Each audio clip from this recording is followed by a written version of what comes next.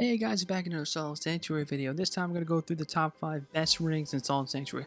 Like I said in my previous top 5 video, I think most rings in this game are actually relatively strong. I just think these are the 5 that I value as the best. Now there's a couple factors that are going to be played in this one. First, it's not just based on the ring. It's what kind of effects it does, where the location is, how effective it is in builds, and all that junk. So without further ado, let's begin. Now before we actually start the list, there's actually one ring I want to give the honorable mention to. I know it's really good, but it only affects 2 classes, and that's going to be the Conduit of Mind. Without further ado, let's actually begin. At number 5, we have the Grasping Ring. Let's be honest, anything that gives you bonus salt is already automatically good.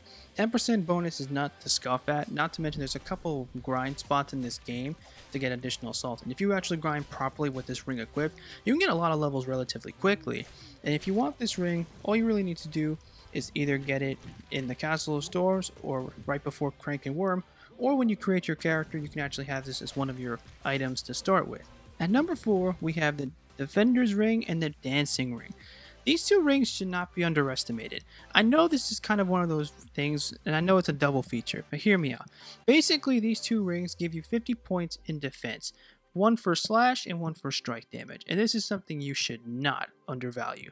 Especially for later playthroughs, these 2 rings will become a lot more beneficial. Especially the fact that you don't have to invest in heavier armor just to get these stat bonuses is actually really cool.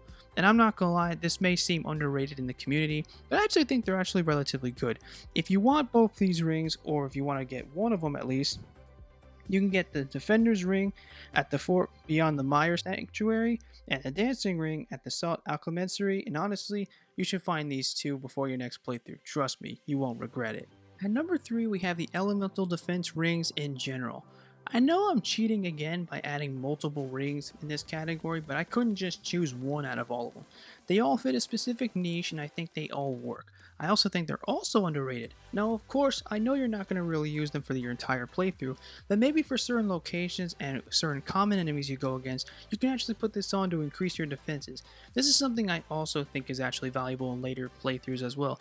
If you want these rings, find them in any specific location, you should definitely take them. At number 2, we have the Rapt Link.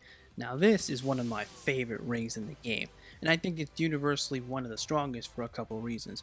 One, it increases the player's rolling speed by 33%. That is automatically good because rolling speed basically determines if you can dodge enemy attacks, specifically bosses, and it also reduces the cost of rolls from 40 to 35 stamina. This is actually pretty good and universal for all classes, which is one reason why I value it so much. And the better part is you can actually get this relatively quickly. And if you want to get this ring, all you have to do is go to the Village of Smiles. There's going to be a secret wall past the Bronze Knight after you defeat him.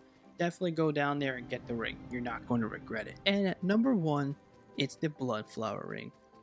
There's nothing else to say. This ring is just relatively good. Now I know some of you thinking Cryo is just a 10% attack bonus. What's the difference? Why is this the best? Here's why. Because there's another item you put with it that can stack power. That's right. When you get the Bloodflower Charm and you mix it with the ring, it doesn't get a 10% bonus. It's actually a 20% attack bonus, which is incredibly good. 20% extra power boost is not only very strong, it actually makes weaker damaging weapons actually more viable in later playthroughs. And I would even say in later playthroughs, this is like the main 2 combination to get extra power.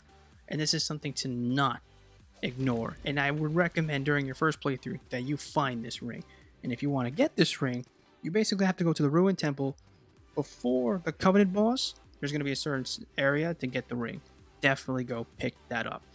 Alright guys, that's it for this video. Hope you guys enjoyed it. Let me know in the comments how you guys feel, and let me know in the comments as well what rings you think are actually really good. Till then, thanks for watching guys.